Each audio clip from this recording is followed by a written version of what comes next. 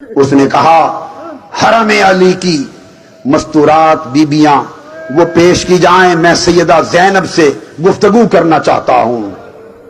एक बूढ़ी और ज़ईफ औरत उठी, उसकी कमर झुक चुकी थी, हाथ में लाठी थी, उठी। उसने कहा बदबख्त, तू सैयदा ज़ैनब से कलाम नहीं कर सकता। यजीद ने कहा, बीबियां जब देखी तो उसने कहा उनके कपड़े कितने दिनों से गर्द आलूदा थे, हाल क्या था। गुलशन मुस्तफा के ये फूल, गुलशन मुस्तफा की ये कलियां, जो मुस्तफा की जुबान चूसने वाली कलियां, उनकी हालत जो देखी, उस बदबख्त ने कुछ और समझा और कहता है ये कनीजें ला के खड़ी कर दी हैं उनके हरम की, इन कनीजों को ले जाओ, मुझे हरम की उन अली और फातिमा की बीबियां सामने खड़ा करो। सैयदा फिजा खड़ी हो गई, जनाबा फिजा। उसने कहा बदबख्त, ये कनीजे नहीं, यही हरम मुस्तफा की शहजादियां हैं, ये हरम अली और फातिमा की शहजादियां हैं, यही जन्नत की मालिक व मुख्तार हैं, यही जन्नत की वारिस है, यही जन्नत की सरदार है, जिन्होंने जन्नत बांटनी है, ये वो है।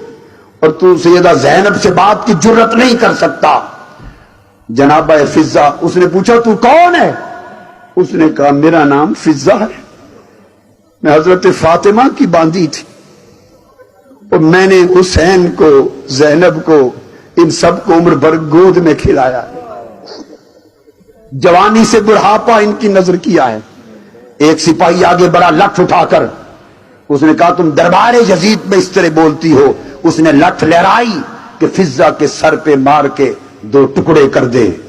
फिजा ने सर उठाया, उसने देखा कि यजीद के पीछे 500 हबशी सिपाही नंगी तलवारें लेकर खड़े, यजीद के पहरे पर। फिजा भी हबशा से थी। फिजा ने कहा हबशा के सिपाहियों, तुम्हारी गैरत को क्या हुआ? आज तुम्हारी कौम और हबशा की एक बेटी फिजा के सर पर लठ मारकर टुकड़े किया जा रहा है, क्या बेगैरत बनकर यह मंजर देखते रहोगे? जनाब फिजा के इस कलाम की जरूरत थी। 500 हबशी सिपाही गैरत में आ गए, तलवारें हवा में लहर गईं। उन्होंने कहा जिसने हबशा की बेटी फिजा के सर पर हाथ उठाया, उनके सर कलम कर दिए जाएंगे। अज़ादारान हुसैन, फिजा तो बच गई, फिजा तो बच गई, मगर सैयदा ज़ैनब ने अपना चेहरा मदीना की तरफ कर लिया, अपना रुख मदीना की तरफ कर लिया और अर्ज करने लगी बाबा, हबशा की एक बेटी को बचाने के लिए 500 तलवारें निकल आई, आपकी सारी बेटियां यहां खड़ी, आज इनकी हिफाजत के लिए तलवारें कहां गई हैं? बाज लोग नादानी में और ला इल्मी में यह भी समझते हैं, मैंने सुना है कि हुसैन के गम में रोना कहां लिखा है, कि कादरी साहब रोते हैं हुसैन के गम में, करबला वालों के गम में रोते हैं, रुलाते हैं, ये कहां लिखा है? आओ मेरे पास तुम्हें बताऊं, मैं क्यों रोता हूं, मुस्तफा रोता है। खुदा की कसम, मुस्तफा न रोए होते तो मैं कभी न रोता। हजरत उम्मे सलमा से पूछें, उम्मुल मोमिनीन उम्मे सलमा फरमाती हैं कि मैं आका के घर दाखिल हुई, हुसैन हुजूर की गोद में थे। कुतुब हदीस में, मोजम तबरानी को उठा के देखें, सियासित्ता की किताबें देखें, मुस्नद अहमद बिन हंबल को देखें, तबकात इब्न साद को देखें, बहकी को देखें, मुस्नद अबू याला को देखें, हमारी कुतुब सियासित्ता की देखें।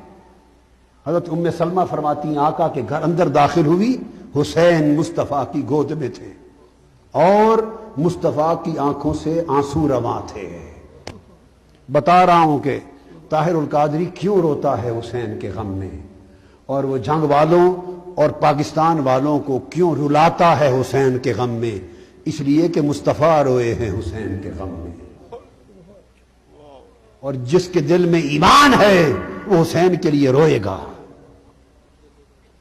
یہ رونا صبر کے منافی نہیں ہے، اگر اسے صبر کے منافی سمجھو تو دیکھو بات کہاں تک جا پہنچے گی۔ مصطفیٰ رو رہے ہیں۔ ام المؤمنین ام سلمہ فرماتی ہیں، میں نے پوچھا یا رسول اللہ ما یبکی کا، آپ کو کس چیز نے رلایا ہے؟ آقا صبر کے پہاڑ ہیں، آپ کیوں رو رہے ہیں؟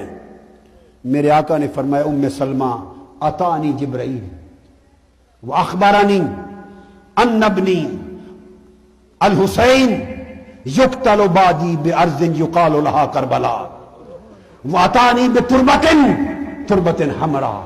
ام سلمہ کیوں نہ روؤں؟ ابھی جبرائیل امین میرے پاس آئے اور مجھے جبرائیل نے خبر دی ہے یا رسول اللہ حسین سے آپ کو بڑی محبت ہے۔ میں نے کہا بڑی محبت ہے۔ تو جبرائیل نے کہا آپ کی امت کے لوگ ایسے بدبخت بھی ہو جائیں گے گمراہ، وہ آپ کے اس شہزادے جو آپ کی محبتوں کا مرکز ہے اس کو شہید کر دیں گے ارض کربلا میں۔ اور جبرائیل نے سرزمین کربلا کی مٹی لا کے مجھے دی ہے جہاں میرے حسین کا مقتل ہوگا۔ حضرت ام سلمہ رضی اللہ تعالیٰ عنہ فرماتی ہیں کہ آقا علیہ السلام نے وہ مٹی شیشی میں بند کر کے مجھے دے دی۔ فرمایا ام سلمہ اس مٹی کو سنبھال کے رکھ لینا، سرزمین کربلا کی مٹی ہے۔ اذا تحولت هذه التربة دما فاعلمی ان ابنی قد قتل، دیکھتے رہنا جس دن یہ مٹی خون میں بدل جائے سمجھنا میرا حسین شہید ہو گیا ہے۔ یہ بات بتاتے ہوئے مصطفیٰ رو رہے تھے۔ کیوں نہ روؤں غم حسین میں؟ امام خطیب بغدادی روایت کرتے ہیں کہ آقا علیہ السلام کی بارگاہ میں خطیب بغدادی روایت کرتے ہیں حدیث، کیوں نہ روئیں غم حسین میں؟ ارے اہل سنت، اگر رونے پہ آپ کو تعجب ہو گیا ہے، خدا کی عزت کی قسم مجھے تمہارے سنی ہونے پہ تعجب ہو گیا ہے کہ تمہاری سنیت کہاں گئی؟ تمہیں کیا نظر بد لگ گئی؟ تمہیں کیا ہو گیا؟ خزاں رسیدہ ہو گئے۔ سنیت نام ہے حب حسین، غم حسین کا۔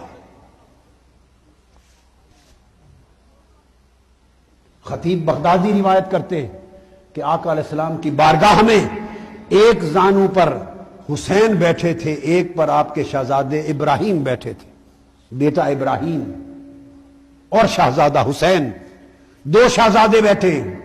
جبرائیل امین حاضر ہوئے، آ کے عرض کیا یا رسول اللہ صلی اللہ علیہ وسلم ان اللہ یقرئک السلام، اللہ پاک نے آپ کو سلام بھیجا ہے۔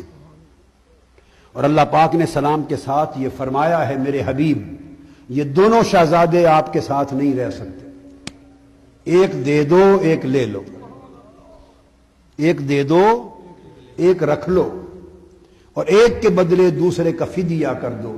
اللہ نے پیغام بھیجا ایک مجھے بھیج دو، ایک خود رکھ لو۔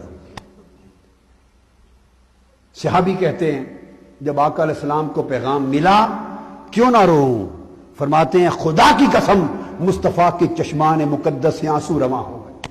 آپ نے ایک نگاہ حسین کو دیکھا تو رو پڑے، ایک نگاہ ابراہیم کو دیکھا رو پڑے، اور جبرائیل امین سے فرمانے لگے جبرائیل دیکھ اگر ابراہیم کو دیتا ہوں اللہ کے لیے، اگر ابراہیم کو دیتا ہوں اللہ کے لیے تو تنہا میں روؤں گا، ہائے ہائے ہائے، تنہا میں روؤں گا، اور اگر حسین کو دے دیتا ہوں تو میں تو روؤں گا ہی، مگر میری فاطمہ بھی روئی، میں اپنا رونا برداشت کر سکتا ہوں، فاطمہ کا رونا برداشت نہیں کر سکتا۔